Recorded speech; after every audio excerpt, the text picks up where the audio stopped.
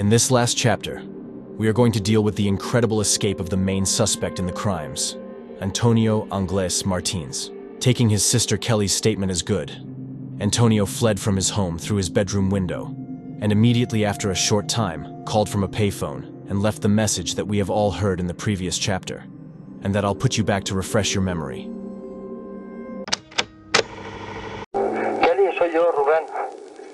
Cuando vengas le dices al rubio que vaya a donde está el plato y la maneta de la moto y que traiga los dos sacos de dormir y los quelos y la leche que está encima de la nevera, ¿sabes? Y eso, cuanto antes posible. Vale, Dios, luego.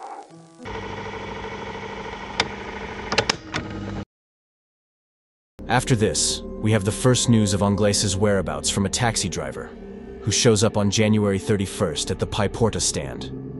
He states that on January 27th, at around 12 at night, thought he'd pick up Antonio Angles.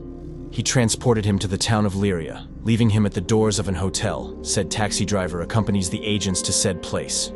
But the results of the investigations are negative. Let's make a point before continuing with the official chronology of the escape. Because 5 months after this statement, another taxi driver appears, which is presented to the Organic Judicial Police Unit of the 301th Command of the Civil Guard of Valencia, and states that around 10 o'clock at night, on January 27, 1993, when he was coming from the town of Catarroja towards Valencia, a young man stopped him and requested his services to transport him to Turis. That to go to Turis, he took the road to Albal and Torrente, but the young man told him to stop, that he should take the river of Valencia. The taxi driver comments that he told the young man that this way would take longer and they would make more turns, so the trip would be more expensive, to which the young man replied that he should not worry about money. He goes on and say that at approximately 10:30 p.m. they arrived in Turis, and upon arrival, the young man told him that he would no longer stay in Turis, that he wanted to go to the town's exit, where he had a department where he lived. He says that once they leave Turis, the young man guides him through an open field, the taxi driver, who at that moment thought the young man was going to rob him. So he stopped the taxi and told him that he was not going any further, and that the cost of the derv was 1,000 pesetas, which is about $7, plus what was agreed upon for taking him to Turis. Then, the young man took the money out of his pocket and paid the bill. The taxi driver noticing that he was carrying a large amount of money. Then he saw him get out of the car and walk away.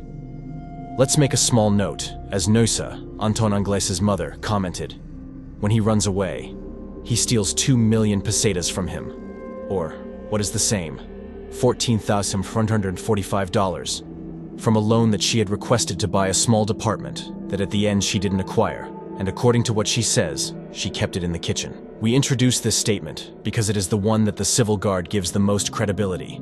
Following the chronological order, no one else sees Antonio Angles on the night of January 27th, is until the morning of the 28th, when 2 witnesses locate him walking calmly in the vicinity of the Albarrach hut.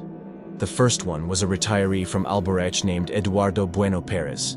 Tells the civil guard that on November 1st, 1992, when he was hunting with some friends, saw 4 young people in the hut with a small car, which he thought was a Ford Fiesta, but the companions who accompanied him said that was an Opel Corsa. When they entered in the hut, they saw that in said hut were new clothes, slippers, and things used for camping, so they assumed that they used it on a regular basis. He goes on to say that on January 28, 1993, he saw one of those young people walking along the Boalar district in the direction of the town, and that same day around 12 noon, he saw him again with a piece of bread under his arm, and eating an orange with the bread, as he was walking quite quickly. The statement of the second witness, a rural guard named Ramon Moran, comments that upon having notification that the material author of the girl's crime could be in the Albarrach area, he decides to go around and inspect the huts there, and that in one in particular, where mattresses, utensils for making meals, and other signs of having been used as a shelter. He goes on to say that on January 28th, at approximately 11:45 in the morning, in the Boalar area, he saw a young man who was eating some oranges from a nearby field, and the young man was carrying a loaf of bread under his arm. That on the same day, around 5 in the afternoon, in the place known as La Boquera del Regajo, walking towards the town, saw the same individual. When they shows him a photograph of Antonio Angles, he recognizes him without any doubt. On February 26th, A statement was taken from José Luis Cobiza Serrano, alias El Polis, who said that it would have been around 8:30 in the afternoon on January 28, 1993, when he was in the vicinity of the Renfe station in Valencia, walking along Bailen Street towards where he was. He noticed Antonio Anglés coming, whom he knows very good, since they are both residents of Catalonia, and that he had spoken with him on several occasions. When Antonio saw him, he approached the declarant, and they began to talk about banal things. At one point in the conversation with Antonio, he asked him if he could let him sleep that day at his home, to which the declarant showed his refusal, since there was gossip in the area that he was a fugitive from justice for not having returned to prison after a leave. Then Antonio asked him if he knew any place to spend the night and maybe spend 3 or 4 more days. The deponent told him no, and ended the conversation because he was in a hurry, before saying goodbye. Antonio told him that he would go to Chinatown. We don't know where he spent the night of January 28th. The next testimony we have is on the morning of January 29th, when Antonio goes to a hair salon to change his appearance. But let's not think that the accused is looking for a discreet or hidden place in a neighborhood. Quite the opposite. Antonio decides on a centrally located place that is very frequented by famous soccer players and VP people of the time, called La Peluqueria, located at number 63, Gran Avenida de Fernando Católica, and run by 10 employees, in addition to the owner couple. According to what they say, it was around 1 in the afternoon when he entered the store dressed in a blue tracksuit with red stripes, a sweatshirt, and sneakers. He didn't look bad, and they say that he wouldn't have attracted much attention if it weren't for his nervousness and by a blonde dye that only covered the top part of her hair. The owner, who was the one who served him, says that Antonio asked him to dye his hair dark brown, which was his natural color. In the log file that is open to clients, he used the name Francisco Patera Zafra, and immediately afterwards, he takes out the money and tries to pay in advance, to which the owner of the establishment tells him that he would pay at the end. Antonio spent around an hour or an hour and a quarter inside the establishment, and commented that he intended to go to Madrid to have surgery on his face and widen his cheekbones. They say he seemed friendly, and that he dedicated himself not only to playing jokes on the employees, but to try to flirt with even one of them. The employees of the establishment say that while Antonio was in the establishment, a companion who was with him came in several times to inquire about the time he had left, and to warn him that they were taking too long. When he went to pay, Antonio got into a little trouble. First, he took out a 1,000 peseta bill, and when he realized that it was not enough, he took out a large wad of bills, to end up paying with a 5,000 peseta bill, a service that cost 3,500 pesetas, about $25. The shop assistants at the hair salons say that they realized that it had been Antonio Anglés when the civil guard made public the name of Francisco Patera Zafra as one nickname of those used by the accused. The next time Antonio was seen was the night of January 29th, when he arrived at the Hotel La Pension Boluda, located next to the North Station, where he tried to get a room. But the receptionist of said pension did not give him the room, since when asking for the ID for registration, he states that he does not have it with him, that he only has his driver's license, and the manager of the business tells him that this is not enough here.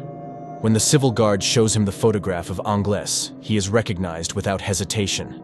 He says that he notices that he was very nervous and scared, and when he was denied the room, just ran away. The next description we have of the fugitive is on January 30th, when around 2 in the morning, he shows up at a house near the abandoned train station of Villa Marchante, where several families of gypsy ethnic origin live there for a long time, occupying what was once the Renfe station. According to the testimony of these families, Antonio, Roberto, Mauricio, and Miguel Ricard arrived at that place one afternoon in mid-November 1992 aboard a white Opel Corsa. They lived for a time in what used to be the Needle Guard's house, a small enclosure of about 9 square meters, to which they brought mattresses to sleep on. They established a friendship with the families, and many times they came to warm themselves at the bonfire that they had. Later, they gave said hut to Juan, the patriarch of another of the families, and they came from time to time. In the early Saturday morning, Antonio arrived. He woke us up, said he would return, and left. The patriarch believes that he slept in the orange trees nearby at 12 noon on the same Saturday. Antonio returns home to ask the father of the family if he can get him a car, and he would pay him in cash, and they agreed to meet at 10 at night. The civil guard was already on notice, since they had followed the Anglés' little brother, Mauricio, and had seen him enter a supermarket and bar in Villa Marchante, and then go to the house of Juan the Gypsy, where they arrested him. This happened at 6 in the afternoon on Saturday, 4 hours before Antonio's appointment with Wong to pick up the car. He was going to sell him a seat rhythm for 130,000 pesetas, which would be $856. The civil guard prepared a bait with the car for 10 at night.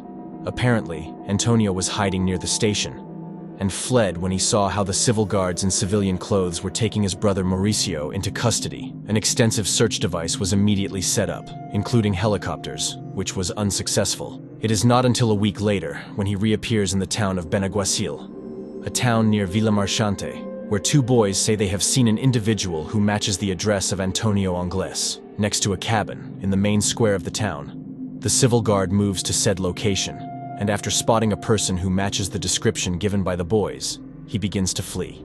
Being chased on foot due to the narrowness of the streets, the guards raises his voice several times, screaming, "Stop, civil guard!" The individual ignoring them, so one of the agents fires 2 intimidating shots into the air, to which the individual continues ignoring, and ends up disappearing from the sight of the pursuers, heading towards the cemetery on the outskirts of the town. Reinforcements join the search and continue searching the area, giving said search a once again negative result. The next day, reappears again about 50 kilometers away.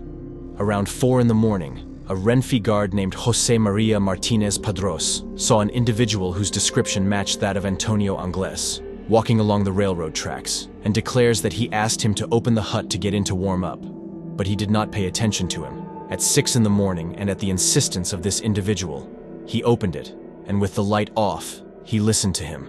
He said that he was a hunter, that he had a white Opel Kadett car, but that it had been damaged, that if he had something to eat he would pay for it, that he was very hungry, to which the guard gave him a coffee. He told him that he was coming from Zativa to see his friend Richard. When the guard turned on the light, he observed that he had an axe in his belt, and his hands and face were full of scratches.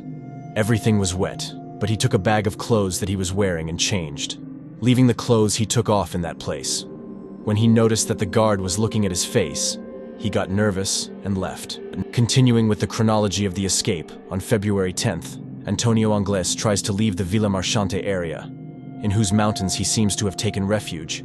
His last occurrence consisted of getting under a truck in order to try to leave the city of Valencia, Angles. Leaves his hiding place early Wednesday morning and hides in the basement of a trailer with Logroño license plate, which was stopped that night at the Villamarchante gas station. At night, the truck driver hears noise around the vehicle, but seeing nothing, he does not give it much importance. At dawn, the truck driver takes his load of tonics to the Ferrer warehouse. He parked the truck in front of the warehouse, and the driver went to grab some tools. It was then that he saw Antonio's feet that remained motionless between some parts of the truck's suspension. When he saw that he did not respond, he thought that he had been run over and that he was dead. So he ran inside the warehouse to give notice. It was around 8 in the morning when the warehouse employees along with the truck driver went out onto the street. Angles had already abandoned the truck and was beginning his escape again. The workers started yelling at him because some of them identified him. But he began to run, and on one occasion he turned towards them in a kind of show of superiority. Then he entered an area of orange trees and got lost. The workers called the civil guard, who set up another search device, again with helicopters. But it was also unsuccessful. Apparently, what Antonio did was walk along the road next to the warehouse that leads to Pedralba. After walking a little more than a kilometer along that road, Antonio came across a farmer who was working in the field of his property, Vicente Golf de Martin. He comments that around 11 in the morning on February 10th, 1993, he was chopping firewood in a field of olive groves near the Alginet area and the Villamarchante ravine, when an individual approached him from behind, forcing him to get into the car, and inside he said, "Please, help. For your children's, I'm surrounded by the civil guard. I have nothing to lose. If you help me, you will be home at lunchtime." Said individual was in the back of the vehicle without seats and covered with a blanket that was inside. Vicente, on Antonio's instructions, headed towards the main road to Madrid. Once he had taken this road, between the towns of Union and Requena, he had to stop to refuel at a gas station. There, Antonio asked for the keys and proceeded to refuel, hearing him tell the gas station employee that fill the tank and paying in cash. They continued their march towards Madrid, and before reaching the town of Manganilla in Cuenca, near some warehouses that are on the left, Antonio told him to enter from behind and stop. Antonio got out of the vehicle and told him to return home calmly, that he would not do anything to him, but that if he gave him away, he had 12 brothers, and if he couldn't, one of them would look for him to take revenge. That they accused him of a crime that he had not committed, that if the person who sold him the gun was found, he would kill him, since he bought it some time after what happened with the girls, that his intention was to leave Spain, because if they caught him, he would get 300 years in prison.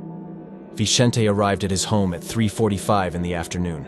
On February 11th, a waiter at the La Casona restaurant, located at kilometer 229 of the National Highway 3 Madrid-Valencia, reported seeing a truck with a Barcelona license plate stop at 5 p.m. on that day, and seeing an individual get out of the rear axle of the same when said truck was moving, the individual walking towards the back of the hotel, which is full of fields of vineyards and almond trees, heading towards Madrid, coming out to a path that leads to Terry's restaurant, being followed at all times by the deponent, observing him with binoculars until he lost sight of him.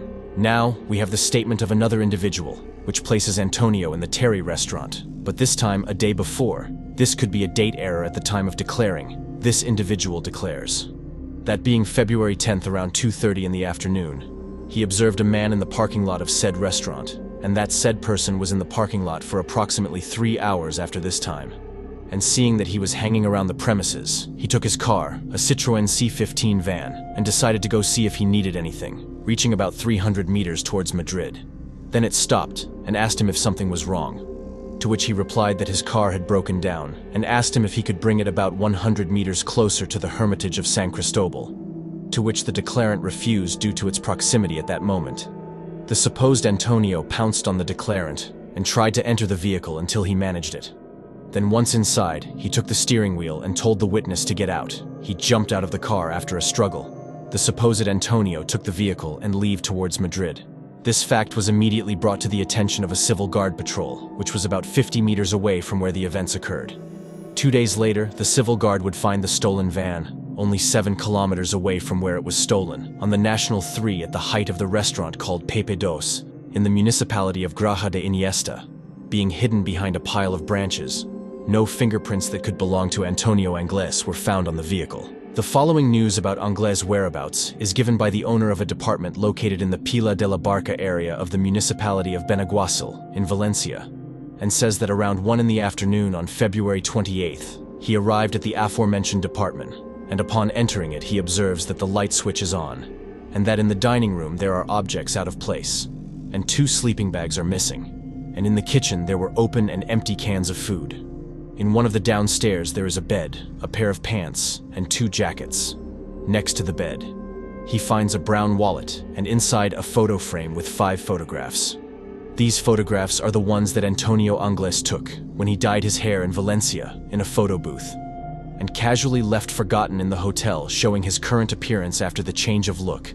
The owner of the department comments that he is not missing any objects, and that the only thing that has been stolen are some nuts, some sausage, and a bottle of Colacao with a packet of sugar, that the door of the department is not forced, and that what is broken is the glass on the first floor that gives access to a terrace. The civil guard also found a napkin with blood stains. No fingerprints of Antonio were found, Anglés. It should be noted that a small aluminum package with 5 10,000 peseta bills, which is equivalent to $363, which did not belong to the owners of the house, was also left forgotten in one of the closets of the home. They also found an ashtray full of Ducat brand cigarette butts, an empty bottle of whiskey, and 2 other half-filled ones, along with 2 used glasses.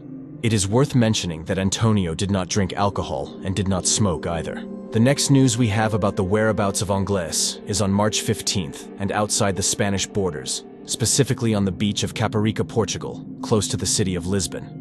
After the efforts of the national police, we reached the conclusion that the individual was able to arrive in the area in early March, staying in the area until the 18th of that same month, and spending the nights during that period of time in the containers in the port area of Lisbon. He establishes trust with a junkie who frequents said area and manages to get hold of his documentation, and on the aforementioned March 18th, he stowed away on the English ship, City of Plymouth, hiding among the cargo containers when the ship was anchored off the Portuguese coast. On March 23, 1993, during the early hours of the morning, Antonio was discovered inside a cabin, and at 7:35 a.m. of the same day, he managed to escape from the ship in an inflatable boat, being picked up and assisted by a helicopter of the French Navy, which returns it to the same ship.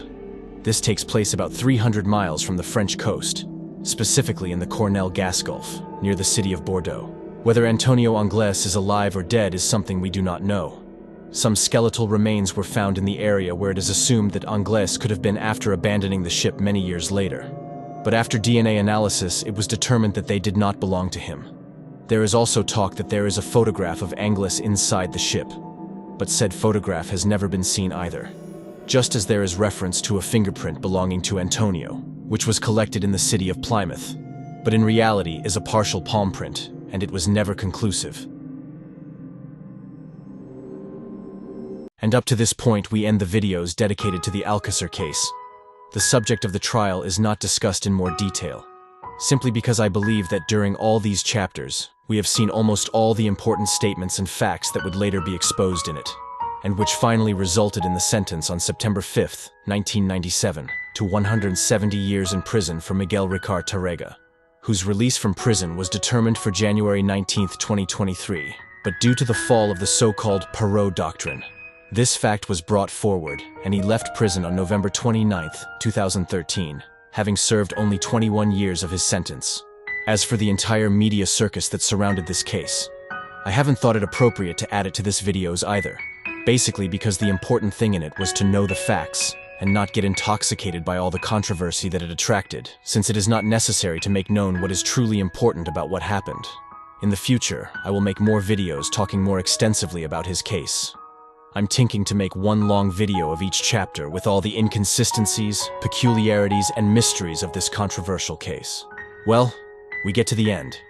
If you liked this video, consider leave your like, subscribe, and share it. This would help me a lot to continue uploading this type of content. Also, leave a comment, and I will try to read and respond to all of them, as I want to learn how to produce better content. See you in the next video.